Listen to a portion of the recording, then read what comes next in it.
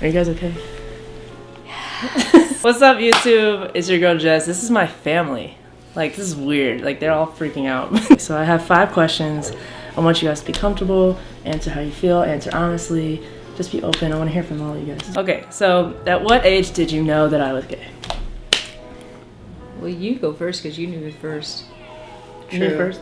Yeah. I'd say 2 years old. Wow. Because she would always come in and ask me what I was going to wear instead of what was Mommy going to wear. That's kind of cute. Yeah, it was cute. It was Because cute. at the time I was building the deck, and she would come in and say, "Daddy, what are you wearing today?" And I'm like, and I was putting on like a tool belt and flannel shirts. And she goes, she dressed like me, and I'd buy her a little tool belt and all that. It was cute. I knew that you identified with Dad.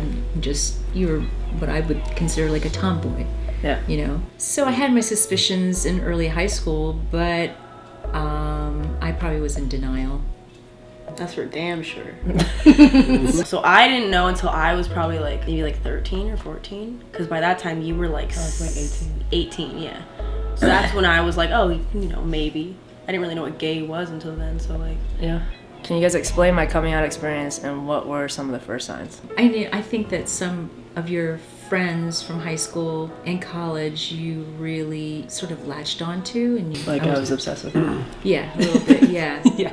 And there was a lot of drama, but there's always a lot of drama with girls. So because you're a very sensitive person, so you just got emotionally wrecked, or you're emotionally happy. You figured, especially with the rugby team, that was. I mean, that's what did it for me. Yeah, this bitch playing rugby. That was your safe place. Hey. But I think when she would force you to wear a dress to church, and I would look at you in a dress, and it just didn't seem right. Like something was ain't right. something ain't right. The high heels. And I just tried to tell you I can't wear Yeah, that. but you wore a prom dress and you went to prom twice and you looked beautiful. Yeah, but something wasn't right. I think what it affirmed for me is that you hear people trying to try to fix people that are gay and turn them into heterosexual people again and all that. Watching your process made me realize that every time somebody says that you're not born that way, it assured me that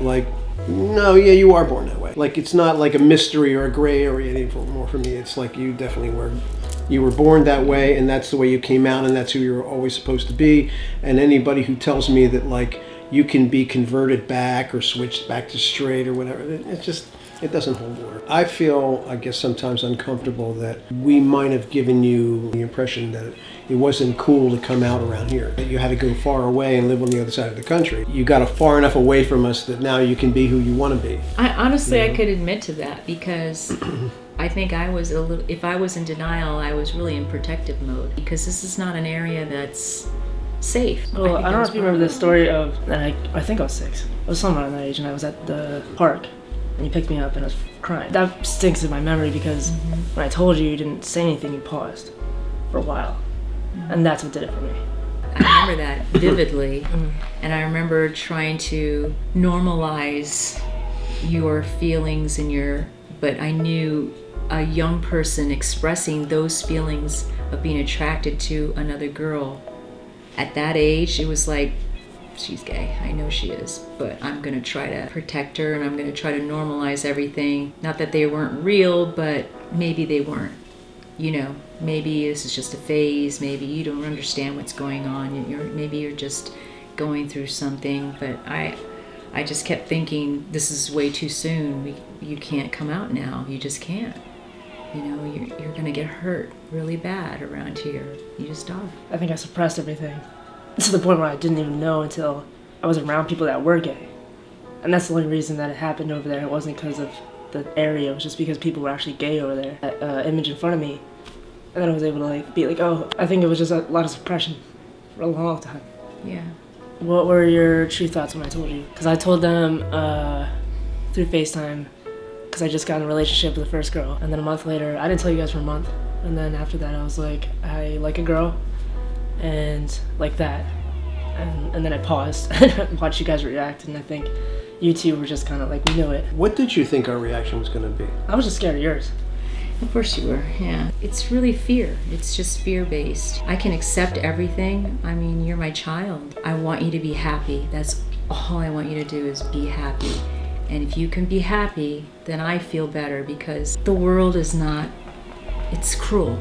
It's just cruel. But I mean, we can see the world changing. People are getting more fearless and accepting that this is life, this is love, these are humans. But that's only one half of it. The other half of it are people that don't want any of those changes. That's true. And that's why the country is so divided right now. It's not the same country, and that's not a bad thing. But some people see it as a bad thing, a very, very threatening thing. If you were to talk to a parent about their child, like say they came up to you like, oh, I think my child's gay, like what would you say? It's your child. You know your child better than anybody, and you love your child. For me, the bottom line is I want my child to be happy. If you're happy, I'm happy. I feel like it took you a couple of years to get used to this. I still remember trying to go to H&M and I said I wanted a vest or a tie, and you didn't want me to get it. Like, well, see, to me, I'm separating the clothes thing and the gay thing. I'm but it's separating a big them. way of me expressing who I am.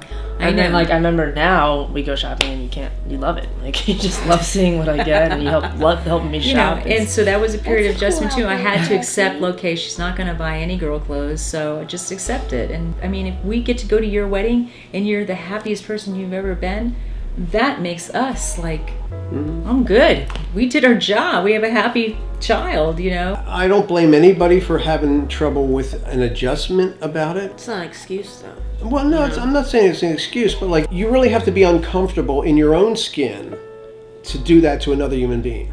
In other words, you have to be in such denial of the scope of humanity to say that to somebody. And you're taking that troubledness inside of you and you're pushing it on to your child and saying like, you are fucked up and you're never welcomed in this house again. To try to put a label on it and say like, if you don't grow up like me and follow the path that I took, then you're not deserving to be my child anymore. And that's just a horrible thing to do to another human being, and much less your own child, you know? There's something I really had to adjust to. Like whether she was gay or not, I was like, all right, well, like, Well, I don't. do you feel that when you see a heterosexual couple, that seems right to you? I think gay people are right.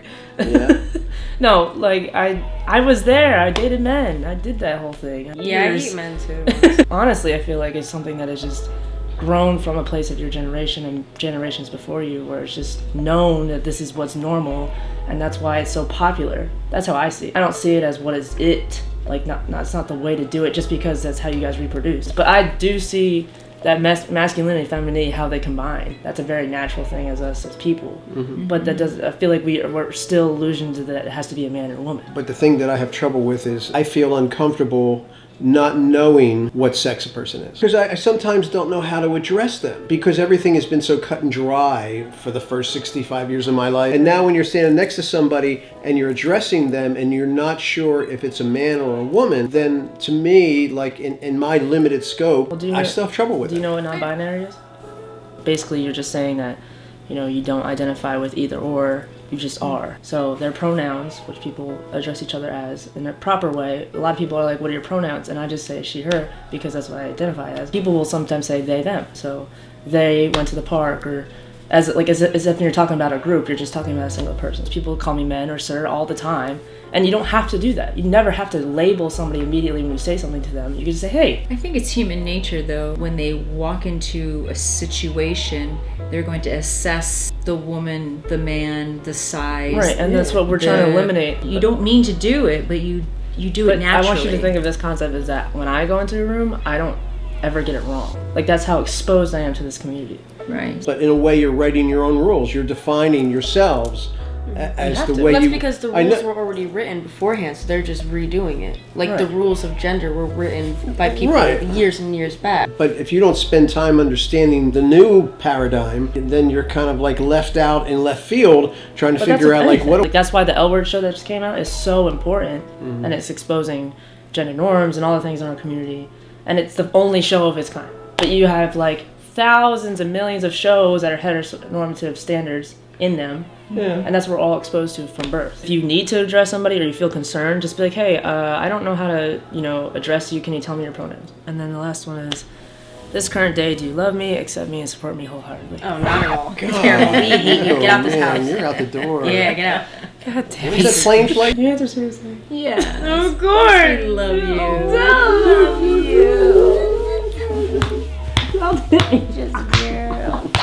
My family, everybody. Yay. Yay. All right, peace.